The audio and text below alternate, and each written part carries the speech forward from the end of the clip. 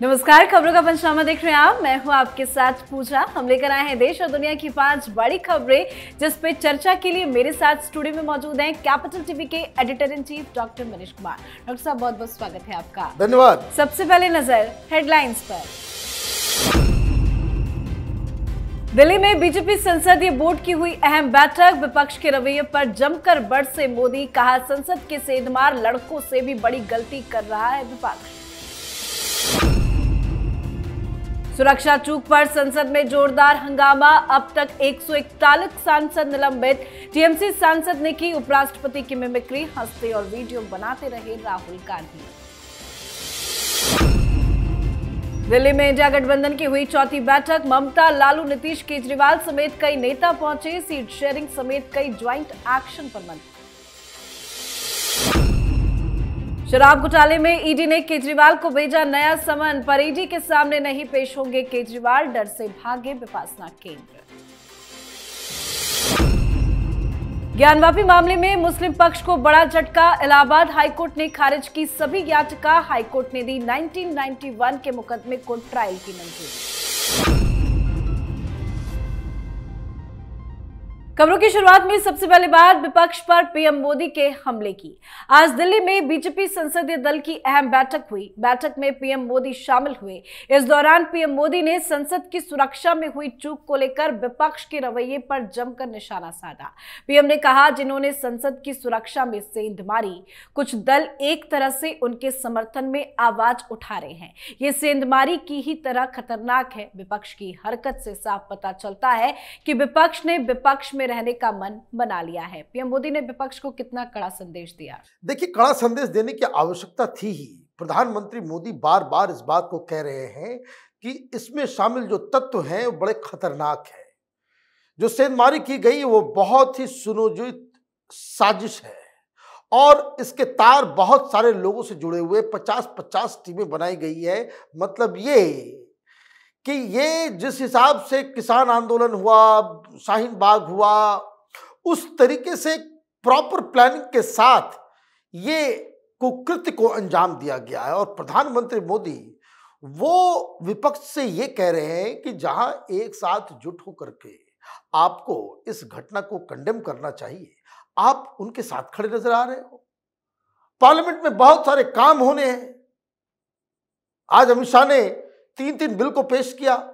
IPC, CrPC और evidence act, इसमें तब्दीलियां लाई जा रही हैं। ऑलरेडी ये सारे कानून पहले ही बन जाने थे, 30 साल, 40 साल, 50 साल पहले। अंग्रेजों के कानून को अब तक हम अपने कोर्ट रूम में चला रहे हैं। ये शर्मनाक स्थिति नहीं है, लेकिन विपक्ष, इनको राजनीति करने से फुर्सत नहीं है और ऐसी राजनीति जिसे देखकर जनता भी त्रस्त है। जी, वाकई विपक्ष का रवैया बेहद दुर्भाग्यपूर्ण है और आज तो विपक्ष ने सारी सीमाओं को लांघ दिया। सुरक्षा में हुई चूक के मुद्दे पर संसद के दोनों सदनों में विपक्ष ने जमकर बवाल काटा। निलंबित सांसद सदन परिसर में ही प्रदर्शन करने लगे। प्रदर्शन के दौरान टीएमसी के सांसद कल्याण बनर्जी ने राज्यसभा के सभापति और उपराष्ट्रपति जगदीप धनखड़ का मजाक उड़ाया। कल्याण बनर्जी धनखड़ की मिमिक्री कर रहे थे, जबकि वहीं खड़े राहुल गांधी हंसते हुए वीडियो बना रहे थे। अपना मजाक उड़ाए जाने पर जगदीप धनखड़ ने सख्त टिप्पणी भी की है। तो वहीं सांसदों के निलंबन की कार्रवाई भी लगातार जारी है। आज लोकसभा से 49 सांसदों को सस्पेंड किया गया। इसके साथ ही संसद से अब तक 141 सांसदों को निलंबित किया जा चुका है। ये क्या कर रहा है विपक्ष? ये रवैया शोभा देता है क्या उनको? वीडियो देखिए, किस तरह से लग रहा है कि कोई मदारी वहां पहुंच गया है, कोई जोकर है। ये सांसद का स्वरूप होता है। आपको सस्पेंड किया गया है, आपको नाराजगी दिखानी है, चलिए कोई बात नहीं। आपको कुछ और करना है, धरना प्रदर्शन, वो सब जायज है। आप वहां पे नौटंकी चल रहा है, वो जोकर बंदर की तरह उछल कूद कर रहा है सांसद। कितनी शर्मनाक तस्वीर है ये। और ये प्रधानमंत्री बनना चाहते हैं राहुल गांधी। मजा आ रहा है उनको, वीडियो ले रहे हैं वो, बताइए। और क्या बातें हो रही है। इन लोगों को शर्म आनी चाहिए। आप बॉडी शेमिंग कर रहे हैं उपराष्ट्रपति का। रीढ़ की हड्डी सीधी है, रीढ़ के, भाई वो लंबे व्यक्ति हैं, थोड़े झुक के चलते हैं। आप इस तरह से मजाक उड़ाएंगे और उसके बाद सोशल मीडिया, आप देखिए राहुल गांधी को, इनके हाथों देश छोड़ा जा सकता है। ये डेमोक्रेसी बचाएंगे? ये जोकर्स दांत दिखा दिखा कर हंस रहे हैं, अभी तक कोई माफी तक नहीं मांगा। आज आप उपराष्ट्रपति का मजाक उड़ा रहे हो, कल राष्ट्रपति का मजाक उड़ाओगे, परसों चीफ जस्टिस ऑफ इंडिया का मिमिक्री करोगे, इसीलिए तुमको सांसद बनाया गया है कि वहां बंदर की तरह उछलते रहो। बहुत शर्मनाक वाकया हुआ ये। जी, बढ़ते हैं आगे और बात करते हैं मोदी विरोधियों की। पटना, बेंगलुरु और मुंबई के बाद गठबंधन की बैठकों का कारवा आज राजधानी दिल्ली पहुंचा। आज दिल्ली के अशोका होटल में विपक्ष की इंडिया गठबंधन की चौथी बैठक हुई। बैठक में ममता बनर्जी, लालू प्रसाद यादव, नीतीश कुमार, अखिलेश यादव, केजरीवाल समेत कई प्रमुख नेता शामिल हुए। बैठक में लोकसभा चुनाव की रणनीति को लेकर चर्चा की गई है। इंडिया अलायंस की चौथी बैठक आज दिल्ली में हुई। क्या कुछ हुआ? देखिए, 5 स्टार होटल ही छूटता है इन लोगों का। ये कहते हैं समाजवादी है, कोई आम आदमी, कोई समाजवादी, तो कोई दलितों को उत्थान के लिए काम करने वाले, और मीटिंग जो है 5 स्टार होटल के नीचे तो कभी होता नहीं है। तो खैर, मीटिंग से कुछ निष्कर्ष निकालने की ये लोग कोशिश कर रहे हैं। जो खबर आ रही है कि एक संयोजक होगा, पहले तो इन लोगों ने कहा था कि संयोजक नहीं होगा। कंफ्यूजन ही कंफ्यूजन है हर चीज में। कांग्रेस पार्टी ने कहा था कि 4-4, 5-5 कमेटी बनेगी।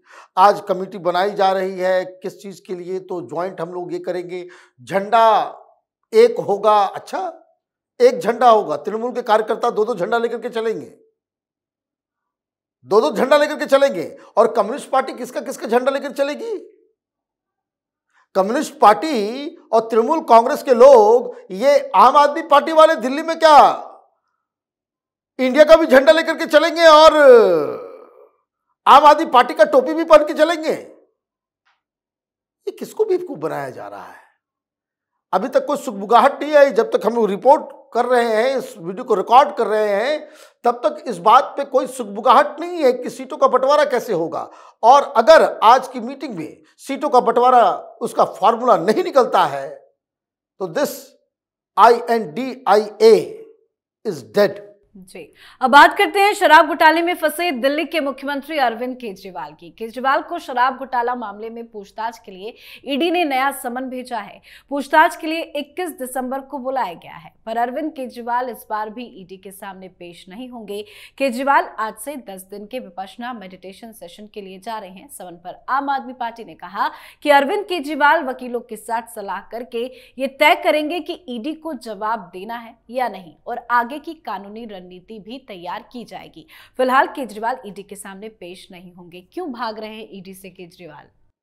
देखिए, भगौड़ा हो गए, डर लग रहा है कि इस बार मैं गया तो कहीं ईडी वाले जो है पकड़ के बंद ना कर दें, जैसे संजय सिंह के साथ हो गया। और अगर ईडी वाले बंद कर लेंगे तो फिर तो साल भर के लिए हमें ठीक उसी तरीके से परेड कराया जाएगा, रॉ रेवेन्यू कोर्ट में लाया जाएगा, भेजा जाएगा। और जज साहब तो बड़े नाराज हो चुके हैं, तो अब मैं कुछ बोल भी नहीं पाऊंगा। अब पता नहीं फिर कौन चीफ मिनिस्टर की गद्दी को हथिया लेगा, कौन पार्टी के ऊपर विराजमान हो जाएगा। तो जब तक टाला जा सकता है टाला जाए, इसलिए ये भगौड़ा बन गया है। ये कहते हैं कि हम भगत सिंह के चेले हैं, डरते नहीं हैं, किसी से नहीं डरते। ये तो डरपोकों वाला काम है, वो मैं क्यों कह रहा हूं।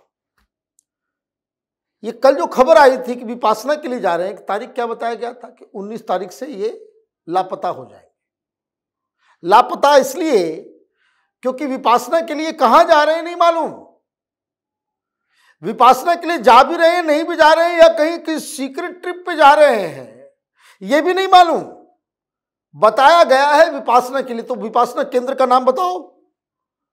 बैंगलोर जा रहे हो, उत्तराखंड में कहीं जा रहे हो, हिमाचल में कहीं जा रहे हो,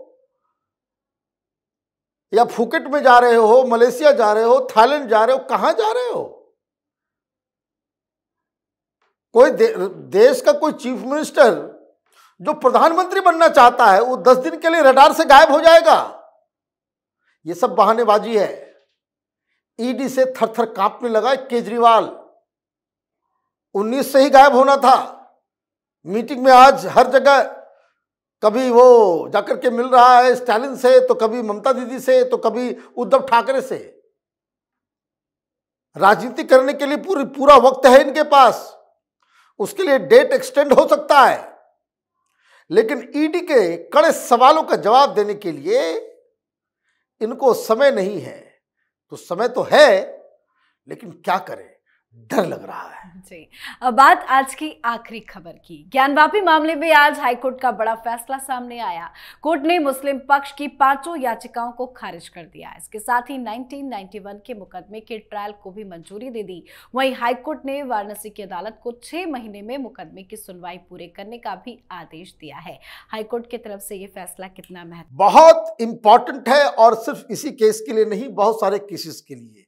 मामला मेंटेनेबिलिटी का था कि ये जो कानून प्लेसेस ऑफ वर्शिप एक्ट जो आने के बाद, क्या इस तरह के केसेस को कोर्ट सुन सकती है, या इसके ऊपर कोई एक्शन लिया जा सकता है या नहीं लिया जा सकता है। और इसीलिए मुस्लिम पक्ष ये लोग गए थे ये कहने के लिए कि चूंकि कानून ये कहता है कि 1947 में जो स्थिति थी वही स्थिति रहेगी, इसलिए ये जो कार्रवाई बनारस के कोर्ट के द्वारा की जा रही है, सर्वे कराया जा रहा है, ये सब कराया जा रहा है, वो नल एंड वॉइड है, वो बेकार है, वो किसी तरीके से जायज नहीं है। आज मुस्लिम पक्ष जीत गया होता तो अभी तक जितनी भी खबरें आई हैं, कोर्ट से आई हैं, वो सब खत्म हो गया होता, निरस्त हो गया होता। तो एक बहुत बड़ी जीत, और इस फैसले से और भी बाकी जगहों पे जहां जहां मंदिर को तोड़ के मस्जिद बनाई गई है, उसके लिए भी रास्ता खुल रहा है। मतलब ये कि एक मंदिर जिसे तोड़ के उसमें इतिहास के दौरान कुछ साल पहले या कुछ सैकड़ों साल पहले वहां पे मस्जिद बनाई गई है, वो कानून अब इसमें बाधक नहीं होगा। जी, बहुत बहुत धन्यवाद समझाने के लिए। धन्यवाद। खबरों का पंचनामा में आज के लिए फिलहाल इतना ही। देश विदेश की बाकी खबरों और उनकी सटीक एनालिसिस के लिए देखते रहिए कैपिटल टीवी। हमें लाइक कीजिए, शेयर कीजिए और कैपिटल टीवी को सब्सक्राइब कीजिए। नमस्कार।